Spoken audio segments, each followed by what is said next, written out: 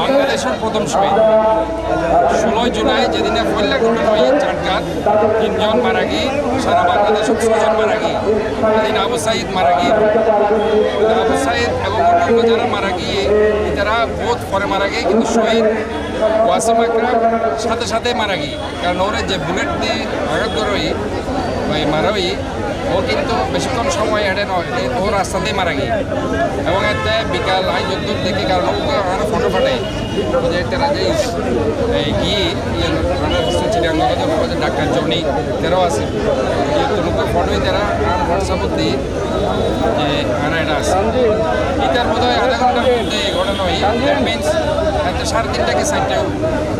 এত ঘটনা নয় 4টা বাজে তবে এতেই ওর সাথে সাথে মারা গিয়ে কাজে আমি মনে করি এবং অন্য অন্য যারা দিনে মারা গিয়ে হয়তো বা হসপিটালত মারা গিয়ে কিন্তু ও হসপিটালত নিজে নিজেই মারা গিয়ে কাজে আমরা মনে করি সারা বাংলাদেশের যদি তারা এইভাবে অ্যানালাইসিস করে ওই কিন্তু প্রথম শহীদ দুর্ভাগ্য কি আর ওই বিভক্তির রাজনীতিতে আর বাইরে দিতে পারে দেখবেন অনমিকা শহীদের তালিকা করতে গেলে ওর নাম না থাকে অথবা রিসেন্ট আরা চিরাং ইউনিভার্সিটির একটা ঘটনা আরা দেখি সাহেব আসে নাই ইউনিভার্সিটির প্রোগ্রাম ইচ্ছা করে আমি অ্যাভয়েড করছি আমি বলি যেটা শহীদ ওয়াসিম আকরামের নাম থাকতো মানে আমি সরি আমি যেতে পারতাম না কারণ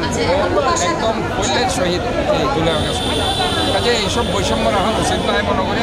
যারা শহীদ তারা শহীদের জায়গায় স্থান দেওয়া উচিত এবং ওয়াসিম আকরাম জাতীয়তাবাদী ছাত্র দলের চট্টগ্রাম কলেজের যুগ্ম হয়ে গেছে সক্রিয় অ্যাক্টিভিটিসও রাজনীতিতে আছে এবং আমরা মনে করি যে ওর যে স্বীকৃতি আনা দিতে পারছি ওরা ফার্স্ট উড়াল সড়ক যেন বিমানবন্দর তো শুরু করি এখন সরাসরি আর এখন লালখান বাজার পর্যন্ত আছে পরবর্তীতে জিসির মুখ এবং এই উড়াল সেতুর নামকরণ শহীদ ওয়াসিম আকরাম করা এবং এই ওয়াসিম আকরাম পার্কে নাই সাথে সাথে ডিক্লেয়ার করছি জেনপি সিটি কর্পোরেশনের 6 মাস আগে আমি মেয়র হিসেবে শপথ লই আমি এনার শহীদ ওয়াসিম আকরাম পার্ক আমি ডিক্লেয়ার করে দিই এবং আজিয়া ভারত জাতীয়তাবাদী যুবদল যেন ভিত্তিপ্রস্তর স্থাপন করে যায় দীপ্তি এবং গেটও লাগাই এই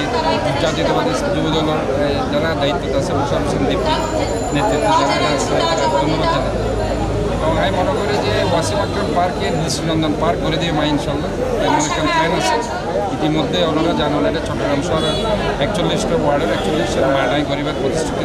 এবং অলরেডি 57 মাডাই ভিত্তিপ্রস্তর করছি এবং জাম্বুরি মাঠ বাগুলিয়ার মাঠ বেড়িয়ার মাঠ আর ওই যে ফেরসা মাঠ বৌরবা মাঠ বালির মাঠ ইন বেগিনে মোটামুটি কাজ শুরু হয়ে আর 41 ওয়ার্ডও দিন ধরে দিব আর কিছু পার্ক আনা করবো তো এনও একটা দৃষ্টিনন্দন পার্ক ওয়াসিম আকরামের স্মৃতির মাধ্যমে বেশিটা এবং আমরা মনে করি যে 2 আগস্ট কিংবা আন্দোলন এভাবে বলতে গত 16 বছর কিংবা বাংলাদেশ জাতীয়তাবাদী দল সহ সমস্ত গণতান্ত্রিক দল এবার যে রাজপথ মানুষের মৌলিক অধিকার গণতান্ত্রিক অধিকার সংঘর্ষ এবার আনার তারেক রহমান সাহেব যে 31 দফা দিয়ে পাশাপাশি ওর নেতৃত্বে এবং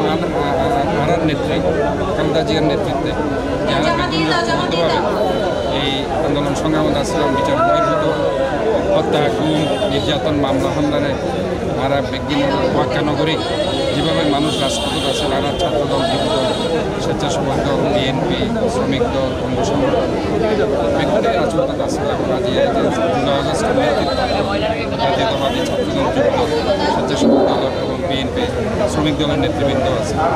আজ আর এই দিনে তারা